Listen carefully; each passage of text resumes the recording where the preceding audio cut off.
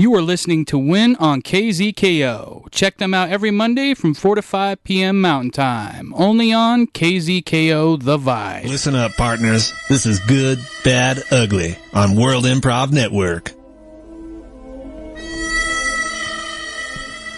Good evening, everyone. I am Alex. I'm Asa. This is Jim. Yes, and we are your astute win counselors to get you through any problems or issues that you might be experiencing throughout the week. Mm-hmm. So, let's go right to it. We've got one right here. Emily from Hawaii. She writes, Dear Win, my daughter is now 17 years old. However, ever since the age of 13, she has been dressing more and more revealing on Halloween.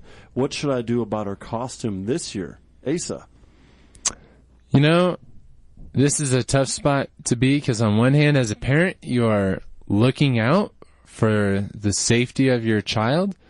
And on the other hand, you got to know when to keep your distance and say, I'm just going to trust my child to make the right choice. And I would say, you know, let your daughter be free. You know, if you trust her friends, you know, just let it be. Speaking words of wisdom. That's interesting. I would probably refer, I think there was a guy on Talking Points who was a costume expert, actually, and he was talking about Halloween and what's the safest thing to wear on Halloween. I would say, actually, if it's revealing, it's fine, as long as it's like the Blue Man Group or the Red Man Group outfit, so they can be seen. However, she's still covered up, technically. I mean, you can't really see her pure skin. Almost like, what's her name in the X-Men? She played Mystique? Rogue? Yeah, Mystique. So she was technically naked, but she didn't look naked because of the way they did the costume with the latex and everything. Rebecca Romaine. That's it. Rebecca. Stamos? Yeah, well, not anymore. Not anymore. Oh, man. Open season. Yeah, well, not for a while, I don't think, actually. Well, and that's exactly the point. See, so she can still be revealing, but technically she's covered up and also safe. Yeah. What do you think, Jim? You know, I'm kind of in your ballpark here, Alex, but I don't think you're being safe enough. Because the absolute safest condom on Halloween is going to be, well, the absolute safest costume is going to be a condom. Clearly. Yeah, and exactly. It's clear. Yeah. So she's still going to feel like she's being sexy and revealing. Right. But she's encased in latex, head to toe, completely full protected. body condom. Maybe have a snorkel for her so she can breathe out the top. Oh, yeah. Or just make the reservoir tip large enough to have an evening's worth of air. But yeah, I'm going to say full body condom. Great idea. You know what? I'm going to have to say that's probably the best advice we've ever heard on Good, Bad, Ugly. All right. Justin from Denver writes, Dear Win, what is the best way to get spiders out of your house before winter sets in? I think I'll take this one.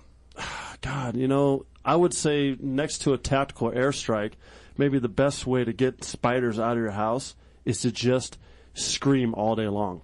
Because even spiders are scared of those kind of noises. And especially this time of year at Halloween, they won't know that you're actually doing it to get rid of them.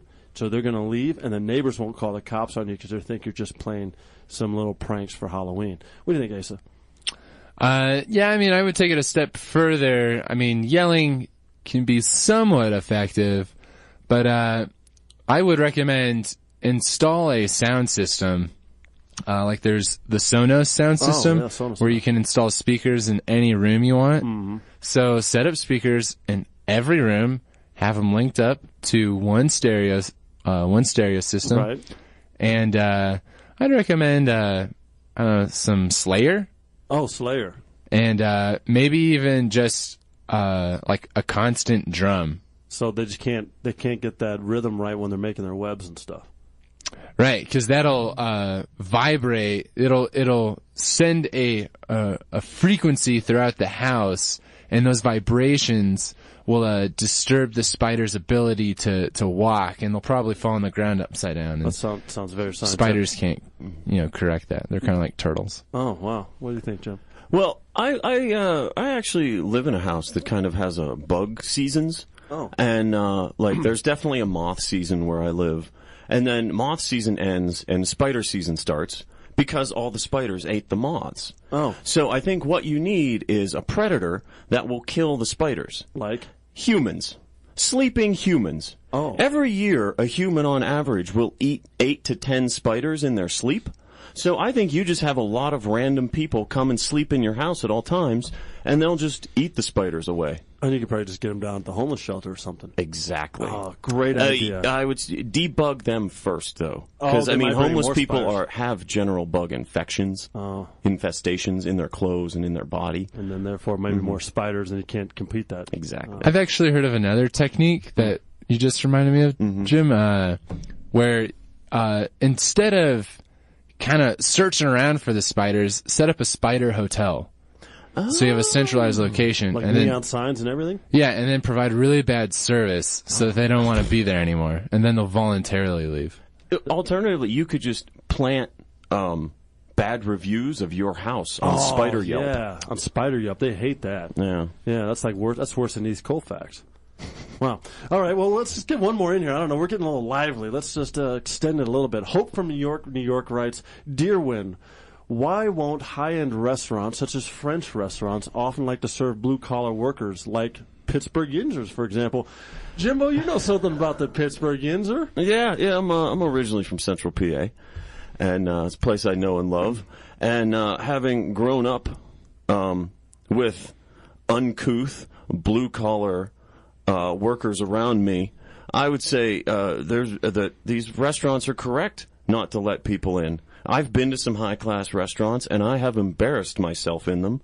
You know, I didn't know that what the person was doing, scraping the crumbs off. I mean, I was going to eat those crumbs, but apparently they don't allow that. And you make a fool out of yourself, and you make the restaurant look bad. So, I mean, it's really for the blue-collar's own protection that they're not allowed in. And I think we need to keep it that. You need to protect them from themselves. And Hope, I would say maybe, yes, take it a step further. If you want to go to one of those restaurants and you don't want to embarrass yourself, why don't you try to apply for a job in the kitchen instead?